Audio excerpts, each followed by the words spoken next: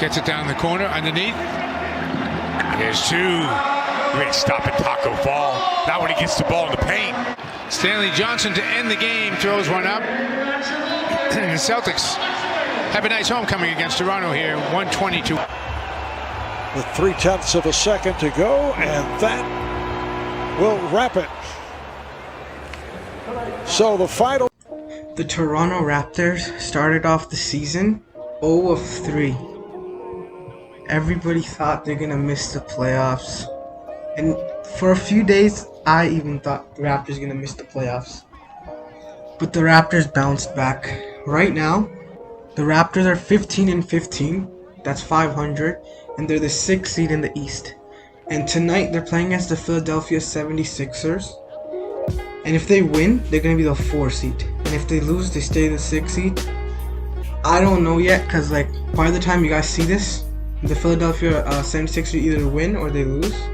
So you guys probably know what seed the Raptors are. I might edit it after to tell you guys what seed they are if you don't know. But the Raptors bounced back well.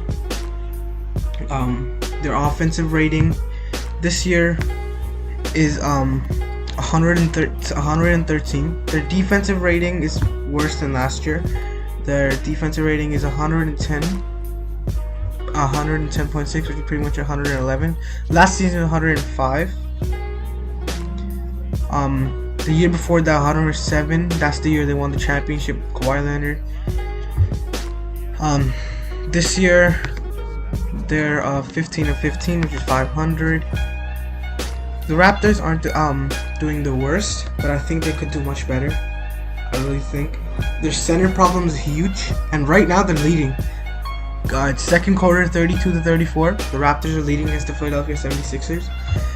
But as I was saying, I think the Raptors could do better. If you get a better center, maybe you gotta think of a center that's not overpriced, kind of cheap. Yeah, it's not really the best. Although they do need a better center, I'd say maybe get a younger center. Cause I think maybe getting an older center could screw them up. But then they could benefit from getting a veteran. But it doesn't matter about the age. Really, they just need a better center than Aaron Baines. Chris Boucher's been playing good. For the last 10 games, Raptors have won majority of them. So February 5th, 122 to 117. The Raptors beat the Nets. February 6th, 121 to 132. They lost by 11 to the Atlanta Hawks. February 8th, against the Memphis Grizzlies, Raptors win 128 to 113. February 10th, they blow out the Wizards 137 to 115. As I was showing in the beginning of the video, they lost to Celtics by 14, 106 to 120. And then they lost to the Timberwolves by 4 points. They could have won that game easily. Pascal Siakam missed the game-tying layup, rolled out, so close to winning. February 16th against the Bucks, 124-113. They beat them by 11. February 18th, 110-96. They beat the Bucks by 14. And then February 19th, they beat the Minnesota Timberwolves 86-81. So they capped off. They only lost 3 games. My bad. 3 games during the 10-game period. So they went 7-3. Easily in each one of those games, they could have gone 10-0. They were playing pretty good in each of them. Against Atlanta, they just couldn't figure it out around the end of the game. Against the Boston Celtics, they were guarding Jaylen Brown, Jason Tatum, Kemba Walker well, but Ojale and Pritchard had a great night. If they had to stop them from getting a great night, they would have easily won that game.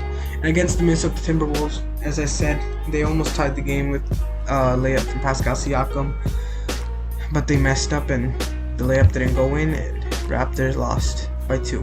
Truly heartbreaking moment. The Raptors' numbers are down from last season. The offensive rating is, I think, pretty much the same. Let me just check again. Their offensive rating, it's pretty much the same.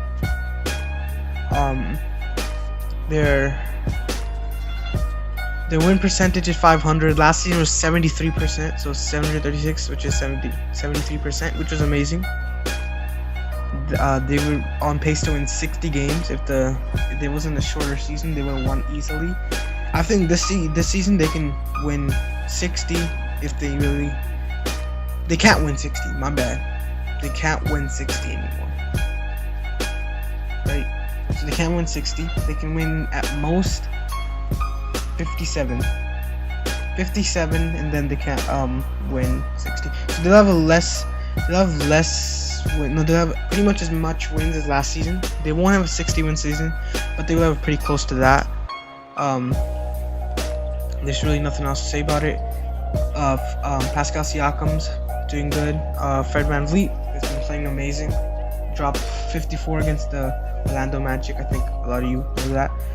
Kyle Lowry, he's been out for a lot of the season. He's been getting his finger jammed, his back spasms, some other kind of injuries. Chris Boucher's been playing pretty good. You know, he's kind of inconsistent. He's having some nights where he's like the best center in the NBA. Some nights he's horrible. Some nights he's like pretty good. Aaron Baines, offensively not the best. Can't shoot. But I think defensively, Aaron Baines is a pretty good player. Although I think Nick Nurse should play Chris Boucher a little bit more. And we don't have any more centers. We could have signed Serge Ibaka last year. We could have, because he signed for the mid-level exception with the LA Clippers. If he didn't, if we offered him a larger contract, he wanted to stay in Toronto. The contract, we only offered him a 1-year contract. We're trying to save up for Giannis Antetokounmpo, but couldn't get him. So Serge Ibaka already left, and so Giannis Antetokounmpo signed the extension, so we were stuck, and we had no more centers. Marcus Gasol left in free agency, so we do need a center. I think maybe trading for a center, kind of like Miles Turner, would be good. But Miles Turner is pretty much a dream situation. I do not think we'd be getting him. If we would get him, it'd be a huge price. I think we'd have to give up maybe Anunoby. Yeah, we'd have to give a pretty big package. I don't think they'd probably offer Anunoby and Norman Powell. I think they'd keep him. Although Masai Ujiri, he showed us time after time he's not afraid to make big moves. He's like trading for Kawhi Leonard. He's not afraid of making big moves. So I think the Raptors are in good hands. I think they can easily be the second seed or the third seed. They can have a great season this year. I don't think they can make the finals. I do not think that's going to happen. Although you never know. Maybe Pascal Siakam doesn't make the All-Star team and he goes crazy after the All-Star break, and then in the playoffs he continues. That's our dream case scenario. I think we'd probably exit like last season in the second round or make the Eastern Conference. I think Eastern Conference is max right now. If you get a better center and Pascal Siakam becomes like amazing just like last year, and he keeps it up in playoffs, and maybe get a go-to scorer other than Pascal, but I think that'd be unnecessary. I think a better center and Pascal holding up, that's how we can make the finals, although it's pretty unlikely. I wouldn't get my hopes up, but I think if we have a good chance of landing Kawhi Leonard if the Clippers lose. So that's really our big opportunity to make the finals again, get Kawhi, because we're already really good. I think we showed that time after time. We don't need a superstar to be really good. We need a superstar to win another ring. I think maybe Kawhi coming back and getting a better center, I think we could be much better. I think maybe signing Serge Ibaka in free agency again. I think he's a 2022 free agent. Sign him again. Kawhi Leonard signs a contract with us. That's how I think we can win championship again. Because we're just a couple of pieces away from winning a championship. The Raptors are a great team, a great organization. They have a great president of operations, Masai Ujiri. Great coach. Nick Nurse is an amazing coach. Great players: Pascal Siakam, Kyle Lowry, Fred VanVleet, OG Anunoby, Norman Powell, Terrence Davis, Stanley Johnson, Chris Boucher, Matt Thomas, Malachi Flynn, many other players. So I think the Raptors have a bright future, and I think this season won't be a waste of season like I thought at the beginning of the year. But we have to wait and see. But for now, the Raptors have bounced back real well.